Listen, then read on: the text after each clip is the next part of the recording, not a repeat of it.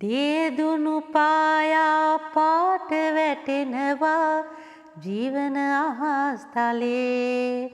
ආචාර්ය ප්‍රේමසිරි කේමදාස එහෙම නැත්නම් මාස්ටර් ගීත නිර්මාණ කරද්දී ඇසුර ලැබුවේ බටහිර සංගීත සම්ප්‍රදායන්ගෙන් විතරද? රැන බමරු වට කරගත් වැටකේ මල වැන්නේ. කේමදාස මාස්ටර් ජනගී නිර්මාණ ඇසුරෙන් ගීත නිර්මාණ කළේම නැද්ද? හඳ හාවුන් හඳේ පැනයාදෙන් නොහේ. මාස්ටර් චිත්‍රපටවලට නිර්මාණය කරපු ගීතවල තියෙන විශේෂතා මොනවද? සෙනෙහස වැඩිදා සිතද බොළඳ වේ ලොවම ආදරෙයි කියා සිතේ. මිනිස් කටහඬෙන් ආචාර්ය ප්‍රේමසිරි කේමදාස කරපු අත්හදා බැලීම් මොනවද? රැනගෙරා ජෝඩුවයි ආද වෙලා ආදරෙයි. අපේ සංගීත වංශය ගත්තහම ප්‍රේමසිරි කේමදාස වගේ නාමයක් ස්ථානගත වෙන්නේ කොතනද? සාගර වෙරළක පිය සටහන් මත ඔබ මා සමගින් ගෙවූ දිනක් ඇත. අපේ සංවාදය අද වෙන් වෙන්නේ ලංකාවේ සංගීත ක්ෂේත්‍රයේ ප්‍රබල නාමයක් සටහන් කරපු අග්‍රගණ්‍ය සංගීතඥයෙකුට. ඔහු තමයි ආචාර්ය ප්‍රේමසිරි කේමදාස. අපි හැමෝම දන්න විදිහට කිව්වොත් මාස්ටර්. මයිස්ට්‍රෝ කියන පදේන්නේ අපි මේක මේ බිඳගෙන මේ අපේ වචනයක් බවට පත් කරගෙන තියෙන්නේ. සංගීතයේ කියලා පැමිණි පුද්ගලයා. ඔන්න වගේ අදහසකින් අපි එතුමන්ට මාස්ටර් කියලා ආමන්ත්‍රණය කරන්නේ ආදරේ. සමහර සංගීතඥයන් ඉන්නවා මිතුරනි ඔවුන් සම්බන්ධයෙන් ඔවුන් ගැන කතා කරන එක හරිම අසීරු දෙයක්. මොකද ඔවුන්ගේ නිර්මාණාවලිය විමසන්න ඕනේ කොයි කොටසද. ඔවුන් චිත්‍රපට සංගීතයේද සරල සංගීතයේද එහෙම නැත්නම් මේ නිර්මාණවල තියෙන විශේෂතා කොයි විදිහටද අපි සාකච්ඡා කරන්නේ. ඒක හරියටම ඉතාම සියුම්ව කළ යුතු දෙයක්. පර්යේෂණයක් අරගෙන අපි කිතමුකෝ අපි නිබන්ධයක් ලියනවා. පර්යේෂණ නිබන්ධයක් රචනා කරනකොට අපිට සිද්ධ වෙනවනේ ඒ මාතෘකාව පුංචි පුංචි කොටස් වලට ඛණ්ඩනය කරගන්න, කෑලි වලට කඩා ගන්න. ඉතින් කේමදාස මාස්ටර් සම්බන්ධයෙන්ුත් අපිට කතා කරන්න වෙන්නේ අන්න ඒ වගේ ඔහුගේ නිර්මාණාවලියේ තියෙන විශේෂතා එකින් එක අරගෙන තමයි විග්‍රහ කරන්න වෙන්නේ. ඇත්තටම කිව්වොත් මේක ලොකු අමාරුවේ වැටෙන වැඩක්. පුංචි වෙලාවක් ඇතුලේ ඒ වගේ මහා නිර්මාණාවලියක් විමර්ශනයකට ලක් කිරීමේ තරම් ලේසි දෙයක් නෙමෙයි. ඇතැම් විට අපි ඉන්දියාවේ සංගීතඥයන් ගැන කතා කරනවා. මට මේ ඉන්දියානු සංගීත වැඩසටහන් බලද්දී හරියට වේදනාවක් ඇති වෙන දෙයක් තමයි ඕන් අපේ පෙර පරපුරේ අපේ නෙවෙයි ඉන්දියාවේ පෙර පරපුරේ සංගීතවේදීන් සම්බන්ධයෙන් අලුත් පරම්පරාව දැනුවත් කරන විදිහ ඉතාම විශිෂ්ටයි. අපේ රටේ ඒක සිද්ධ වෙන්නේ ඉතාම අල්ප වශයෙන්. රියැලිටි වේදිකාවල ඒ සංගීතඥයන්ගේ ගීත නිර්මාණ ටික අරන් ගායනා කරනවා. ඒක විතරක් ඔවුන්ගේ ගී මඟ පිළිබඳව අවබෝධයක් ලබා දෙන්න ප්‍රමාණවත් වෙන්නේ නැහැ. අපේ ආචාර්ය ප්‍රේමසිරි කේමදාස, සරත් දසනායක, සරද්දි අල්විස් ඔය වගේ අපේ සංගීතවේදීන්ගේ පරම්පරාව අරගෙන බැලුවහම මම මේ කියපු තුන් දෙනාම සිනමා සංගීතයේ දැවැන්තයන්. අපේ රටේ ප්‍රමාණාත්මක කතාවක් ඔවුන් සම්බන්ධයෙන් තියෙනවද? මම ඒකයි කිව්වේ ඉන්දියානු ශිල්පීන් සම්බන්ධයෙන් කතා කරනකොට අපිටත් හරියට උදාහරණ තියෙනවා, කතා කරන්න දේවල් තියෙනවා.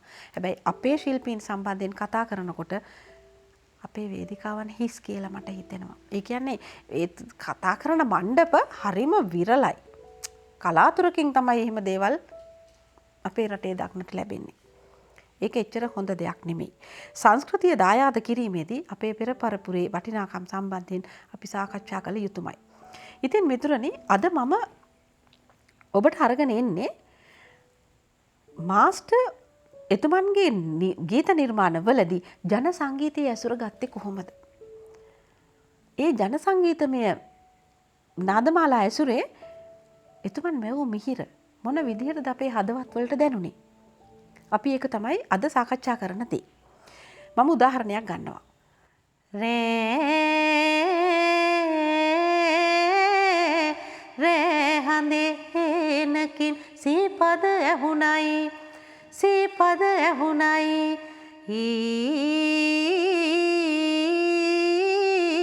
හීනකින් ඒ හඬට මගේ හිත බැඳුණයි මගේ හිත බැඳුණයි රැන බමරු වට කරගත් වැටකේ මල වැන්නේ නුඹෙරු අරුණාසේ පද මට කියන්න හිත දෙන්නේ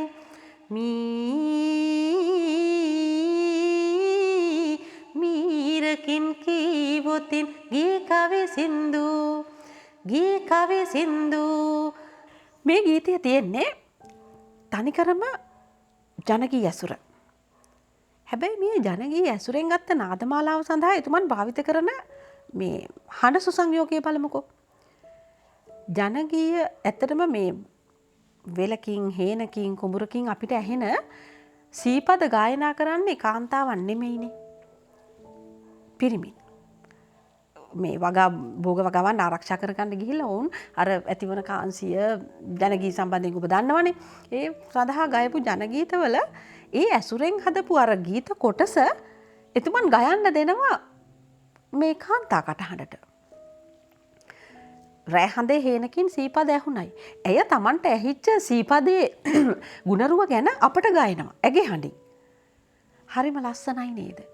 ඔබ හිතලා බලන්නකො මේ ගීතේ රස ආස්වාදය කියන කාරණය හරි සියුම්ව කරන්න ඕනේ. මතු පිටින් නිකන් ගීතයක් අහනකොට ඕක එකපාරට අපිට හිතෙන්නේ නැහැ. රෑහඳේ හේනකින් සීපද ඇහුණයි. හීනකින් ඒ හඬට මගේ හිත බැඳුණයි. ඇත්තටම මේ ගම්වල ඉන්න යෞවනියන් ඔය සීපද රාව එක්කලා ඒ හඬවල් එක මේ ආකර්ෂණය වෙනවා. ඇත්තටම ඒ කාලේ ඒක එහෙම ප්‍රේම සම්බන්ධතාව පව ඇති වෙන්න ඇතිනේ. එතකොට මේ රෑන බබරු වට කරගත් කොටස ගයන්නේ අමරදේවස. එතකොට අමරදේවසගේ හඬ කොයි වගේද? අමරදේවස කියන්නේ අපි දන්නවා එතුමන්ට ජනගී ආభాසය තිබුණා. පිලේ පැදුර හේනට අරගෙන එනවා වගේ ගීතවල එහෙම පිටින්ම ජනගී ඇසුරෙන් එතුමන් නිර්මාණය කරා. හැබැයි ඔය නිර්මාණ ඇතුලේ අර ශාස්ත්‍රීය ශික්ෂණය කියන එක එතුමන්ගේ ශාස්ත්‍රීය සංගීතයේ ඇසුරෙන් ගොඩනගා ගත්ත අර භාවපූර්ණ හඬක් නේ එතුමන්ට තිබුණේ. අමරදේවස ගැන විවරණයක් අපි පැය ගණන් අපිට ඉඳගෙන කතා කරන්න පුළුවන්. එතකොට අන්න ඒ ශාස්ත්‍රීයමය හඬයි නිරංජලා සරෝජිනී ගායන වේදිනියගේ අර දේශීයත්වයේ මුසු වෙච්ච හඬයි කේමදාස මාස්ටර් සසංයෝග කරන විදිහ ඔබ හිතලා බලන්නකෝ. දැන් අතනත් මම කිව්වේ සීපද වල ඇසුර කාන්තා හඬින් ගයනවා. මේ වගේ අත්හදා බැලීම් ඇත්තටම මේවා පර්යේෂණ. මම දන්නේ නැහැ කේමදාස මාස්ටර්ගේ මේ ජන සංගීත ඇසුර සම්බන්ධයෙන් අපි ප්‍රමාණාත්මකව කතා කළාද කියලා. කනගාටුවකුත් දැනෙනවා. ඉන්දියානු සංගීතඥයෝ ගත්තොත් අපි ඒලා රහමන් මෑත කාලීනව පවා අපි දන්නවා ජන සංගීතය ඔය මුස්ලිම් ගායකයින්ගේ සුෆි සම්ප්‍රදායන් නැත්තම් ඔය කව්වාලි ඒ විවිධාකාර දේවල් මේ කතිකාවන් තියෙනවා අපිට සමාජ මාධ්‍ය දැක්කම ඕන තරම් තියෙනවා කතා කරන දේවල්. හැබැයි අපේ රටේ එහෙම ප්‍රමාණාත්මක කතාවක් ඇති ප්‍රමාණවත් දේවල් ඔබම හිතලා බලන්නකෝ. කේමදාස් මාස්ටර් ගැන කතා කරන්න කියලා ඔබ බොහෝ දෙනෙක් මගෙන් ඉල්ලලා තිබුණා. ඒ නිසාම තමයි මම මේ එක කොටසක් අරගෙන එතුමන් සම්බන්ධයෙන් කතා කරන්නේ. මාස්ටර්ගේ ගීත අහනකොට මම එතුමන්ගේ ගීත නිර්මාණවල මගේ හදවතට දැනෙනම කොටස තමයි මාස්ටර් නිර්මාණය කරනවා අපේ හදවතේ තියෙන අර මොකද්ද ලිංගතුකමක් උපදින. ඒ නාදමාලා අහද්දී මනුෂ්‍යත්වයේ අවදි වෙන මේ නාදමාලා මාස්ටර් නිර්මාණය කරනවා. එක උදාහරණයක් මම ඔබට කියන්නම්. හඳ හාවුන් හඳේ පැනයාදෙන් නොහේ දඟනෑ වගේ කිරිදරුවන් මගේ කිරිදරුවන් මගේ. නැවතත් ආචාර්ය නන්දා මාලනියගේ කටහඬ. මේ ආචාර්ය නන්දා මාලනියගේ කටහඬ එතුමන් යොදාගත්ත අවස්ථාවක්. මොනර තැන්න චිත්‍රපටයේ අම්මා තාත්තා හිමි දරුවන් පිරිසක් නලවන අපේ අග්‍රගණ්‍ය රංගවේදිනිය මාලනී ෆොන්සේකාගේ රංගනය ඔබ මේ චිත්‍රපටය බලලා තියෙනවා නම් ඔබට මතක් වෙයි. චිත්‍රපටයෙන් පරිබාහිරව වුණත් මේ ගීතයේ රස විඳින්න අපිට බාධාවක් වෙන්නේ නැහැ. මේ එතකොට මට මේ අර මානව හිතවාදී අර මනුෂ්‍යත්වයේ පිළිබඳව ගුණය මම මේ ඔබට කියන්නේ මෙතන ඉන්නේ අම්මා තාත්තගේ රැකවරණේ නැති දරුවන්. එතකොට මේ එතුමන් භාවිත කරන්නේ අපේ ජන විඥානයේ පිච්ච නාදමාලාවන් වල ඇසුරෙන් හදාගත්ත නාදමාලාවක්. ජනගී ඇසුරින් ගීත නිර්මාණය කරනවා කියන්නේ ජනගීයක් ගෙනල්ලා ඒ නාදමාලාව එහෙම පිටින්ම ගීතයක් ඇතුළට මේ යොදා ගන්න එක නෙවෙයි. අර ආවාසය එහෙම නැත්නම් ඇසුර කියන එක මේ මාස්ටර්ගේ නිර්මාණවල ඉතාම විශිෂ්ට විදිහට තියෙනවා. ජනගී ඇසුරින් ගන්න නාදමාලා පොහොසත් කරන්න එතුමන්ට අවශ්‍යයි නම් බටහිර සංගීත භාණ්ඩ චෙලෝවක් ගිටාරයක් එතුමන්ට කිසි ප්‍රශ්නයක් නැහැ. මේ ගීතයේ අන්තරා කොටසේ තියෙනවා මෙහෙම දෙයක් අදහසක්. මේක ලියන්නේ ආචාර්ය අජන්තා රණසිංහ කියන මේ අති දක්ෂ ගේය පද රචකයා. සතර වරම් දෙවියෝ පවා සතර අතින් දරුවෝ ළඟයි හිරු වෙන තුරු අලු යම් උදේ මට තුරුළුව නිදියන් පුතේ හඳ හාවුන් හඳේ පැන යාදෙන් නොහි දඟ නෑ වගේ කිරි දරුවන් මගේ කිරි දරුවන් මගේ. මේ අය නලවන්නේ ඇගේ දරුවන් නෙමෙයි. මේ ඉර පායනතුරු මට තුරුළුව නිදා ගන්න කියලා ඇය කියන්නේ අප්‍රමාණ සෙනෙහසින් අර දෙමාපිය සෙනෙහස අහිමි දරුවන්ට. හිරු නැගෙනකන් ඉන්න කියලා කියන්නේ ඇයි? රාත්‍රී අන්ධකාරය කියන්නේ දරුවන්ගේ හිත්වලට මොකක්ද පාළුවක් දැනෙන අවස්ථාවක්. එහෙම නැත්තම් රෑ නිදා ගන්නකොට තමයි අම්මගේ සෙනෙහස ඒ රැකවරණය අම්මලාට තුරුළු වෙලා තමයි දරුවෝ නිදින්නේ. හිරු වෙනතුරු මට තුරුළුව නිදා ගන්න කියලා ඇය කියනවා. අර අප්‍රමාණ මනුෂ්‍යත්වයේ කතාව මේ නාදමාලාවට කැටි කරන්න මාස්ටර් සමත් වෙන්නේ කොහොමද? සංගීත වේදිකයෙක්ගෙන් ඇහුවොත් ඔබට ඒවා විස්තර කරලා දෙයි. මේජර් කෝඩ්ස් කොහොමද මයිනර් කෝඩ්ස් කොහොමද පාවිච්චි කළේ? එතුමන් මේ විස්මිත කාර්යය කරන්න ආචාර්ය නන්දා මාලිනිගේ කටහඬ භාවිත කරපු විදිය කොහොමද? ඉහළ ස්වර පරාස අවශ්‍ය නැහැ. අර අපේ හදවත්වල නිදන් වෙලා තියෙන අපේ ජන විඥානය පොහොසත් කරපු මොකද්දෝ හඬක් මේ ගීතයට ඔහු අරගෙන එනවා. මේ ගීතය නැවත අහනකොට ඔබ හිතලා බලන්න. මේ ගුණයම මම දකින තව තැනක් තියෙනවා. සෙනෙහස වැඩිදා සිතද බොළඳ වේ ලොවම ආදරෙයි කියා සිතේ මායාවක් වී එහි තනි වූදා අම්මා පමණයි ළඟ ඉන්නේ අම්මා පමණයි ළඟ ඉන්නේ අම්මා වරුණේ අම්මා වරුණේ. හරියට අර පිරිතක නාදයක් වගේ අපේ හිත් අර සංතාප වේදනා නිවන ගුණයක් මාස්ටර්ට පුළුවන් නිර්මාණාත්මකව අපිව වෙනත් ලෝකයකට අරගෙන යන්න. ජනගීතවල තියෙන ඔන්න තවත් ජීවගුණයක් තියෙන මේ අවස්ථාවක් අපි ගමුකෝ. මාස්ටර් කොහොමද තමන්ගේ ගීතයක යොදාගත්තේ කියලා බලමු අපි. වනන්තරේ වෙනසක් නෑ පෙම් සිතුවිලි පෑදේ පෙම් සිතුවිලි පෑදේ හිත ගිය තන ආදර රජමාලිගාව සෑදේ රෑනගිරා ජෝඩුවයි ආද වෙලා ආදරෙයි රෑනගිරා ජෝඩුවයි. මේකත් අපිට හම්බෙන්නේ චිත්‍රපට ගීයක. උතන තියෙන්නේ අර ප්‍රේමයෙන් බැඳුණු දෙන්නෙකුගේ සතුට අර ගම්මානයේ තියෙන රහත් එක මුසු කරලා කොහොමද ඉදිරිපත් කළේ. එතන තියෙන්නේ ආචාර්ය පණ්ඩිත අමරදේවයන්ගේ කටහඬ සහ ආචාර්ය නන්දා මාලිනීගේ හඬ සුසංයෝගය. මාස්ටර් කටහඬවල් යොදා ගන්නකොට හරිම පරිස්සම්. එතුමන් දන්නවා තමන්ගේ නිර්මාණය විසින් ඉල්ලා සිටින හඬ මොකක්ද කියලා. මේ ශිල්පීන්ගේ තියෙන ධ්වනි ගුණයන් තාරතාවයන් ඒ ස්වර සතු ඒ සියලු දේවල් හිතලා තමයි එතුමන් ගීතයක් යම් කිසි ශිල්පියෙකුට බාර දෙන්නේ. ඔය ගුණය මෑත කාලීන ඉන්දියානු සංගීතවේදියෙක්ගෙන් අපි ඉතා හොඳින් දකිනවා. එයා තමයි ඒ.ආර්. රහමන්. කටහඬට තියෙන ප්‍රමුඛතාව. සමහර සංගීතඥයන් එහෙම කරන්නේ නැහැ.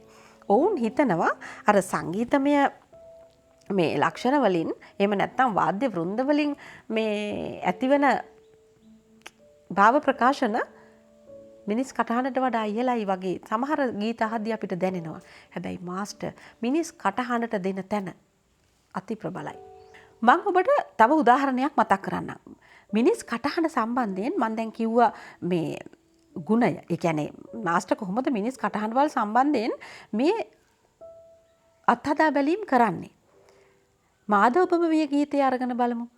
සාගර වෙරළක පිය සටහන් මත ඔබ මා සමගින් ගෙවූ දිනක් ඇත. ඒ රන් හිරු රැස විහිදුණු මොහොතේ ඔබද මාද විය මාද ඔබම විය. මාලනී බුලත් සිංහල ගායන වේදිනියගේ අර තියුණු ස්වරය එතුමන් භාවිත කරනවා මේ චිත්‍රපටයේ ඉන්න මේ කාන්තා භූමිකාවේ හැඟීම් නිරූපණයට. අර අපි කතා කරපු ජන සංගීත අර නාදමාලාවලදී ආචාර්ය නන්දා මාලනීගේ කටහඬ භාවිත කළාට වඩා සපුරා වෙනස්. එතුමන්ගේ ගී මඟ විශේෂ වෙන්නේ අන්නේ නිසා. මම ඒකයි ඔබට කියන්නේ පුංචි පුංචි කොටස් වලට ඛණ්ඩනය කරගෙන අපිට මේ සංගීත වේදීන් සම්බන්ධයෙන් කතා කරන්න පුළුවන්. ඔවුන්ගේ නිර්මාණ සම්බන්ධයෙන් අප සොයා බැලිය යුතු වන්නේ ඊළඟ පරපුර මේ සම්බන්ධයෙන් දැනුවත් වීම ඉතාම අඩුයි කියලා පේනවා. මගේ මේ නාලිකාවේ මට ඉන්න රසවතුන් බොහෝ විට යෝජනා කරනවා අපේ දරුවන්ට මේ පැරණි ශිල්පීන්ගේ පෙර පරපුරේ ශිල්පීන්ගේ විශේෂතා කියලා දෙන්න කියලා.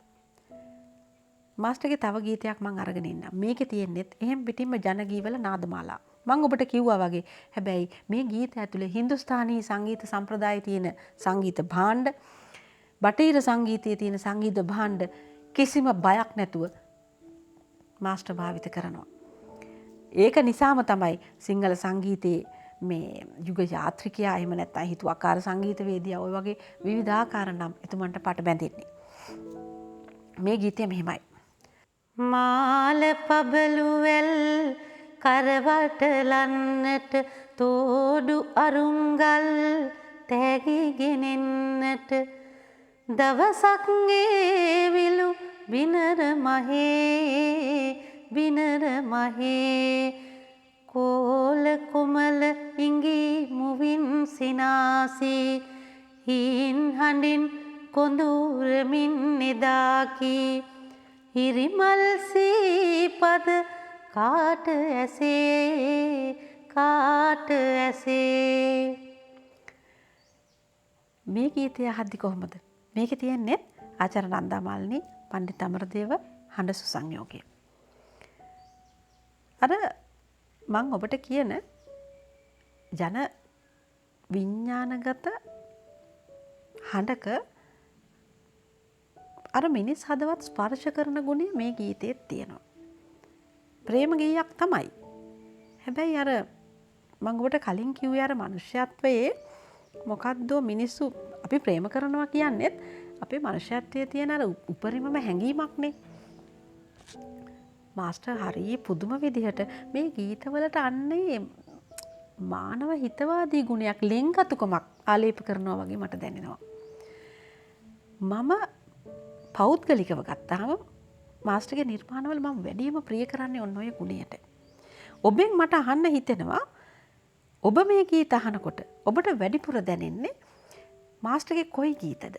අර බටහිර සංගීත සම්ප්‍රදායෙන් නිර්මාණය කරපු ගීතද? එහෙම නැත්නම් ජන සංගීතය ඇසුරෙන් හදපු මේ ගීතද? ඔබ මට ඒකට ඔබට පුළුවන් අපිට මේ සංවාදය අරගෙන යන්න. ඊට පස්සේ අපි දවසක මාස්ටර්ගේ චිත්‍රපට ගීත ගැන අපිට වෙනම කතා කරන්න පුළුවන්. මෙතනත් තියෙනවා චිත්‍රපට ගීත. නමුත් ඒ චිත්‍රපට ගීතවල තියෙන වෙනත් සංගීතමය ගුණයක් තමයි අපි අද සාකච්ඡාවට ලක් කරන්නේ. එතකොට මට තව ගීතයක් මතක් වෙනවා. ඒ ගීතය ගායනා කරන්නේ ආචාර්ය නන්දා මාලිනී. ඒකේ තියෙනවා ජීවිතය පිළිබඳව ප්‍රාර්ථනා. දේදුණු පායා පාට වැටෙනවා ජීවන අහස්තලේ ආදර පවනේ සුසුම් කුසුම් වැල් මායන මගට හැරේ. මේ ප්‍රේමය පිළිබඳව මේ හදවතට දැනෙච්ච ප්‍රේමවන්තියකගේ ආදරය පිළිබඳව කුදුමහත් ප්‍රාර්ථනා තමයි මේ ගීතය කියන්නේ. පෙමට ඇරුණු හද ඔබට පුදනවා කියලානේ මේ ගීතය ඉවර වෙන්නේ. මට මතක හැටියට ජෝර්ජ් ලෙස්ලි රණසිංහ කියන මේ ගේ පද රචකයා තමයි මේ ගීතය රචනා කරන්නේ. අපි අර කලින් කතා කරපු අපේ හදවත්වල තියෙන අර මිනිසත්කම අවදි කරන ගුණය මේ ගීතයේ තියෙනවා.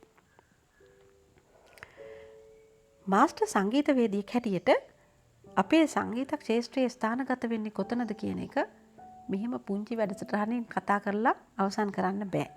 මොකද මාස්ටර්ගේ පර්යේෂණ අපේ දේශ සීමාවෙන් ලංකාව ඇතුළට විතරක් ලඝු වෙන්නේ නැහැ. ඒවා යනවා එතනින් එහාට. ඒ නිසා තමයි මම මේ සාකච්ඡාවේදී මතක් නොකරපු ගොළු හදවත, නිධානය, බමුරු ඇවිත් මේ වගේ චිත්‍රපට සඳහා එතුමන් නිර්මාණය කරපු අති ප්‍රබල පසුබිම් සංගීත වාද්‍ය ඛණ්ඩ. ඒවට එතුමන් භාවිත කරපු ප්‍රයෝග මොනවාද ඒවා කරපු අත්හදා බැලීම්.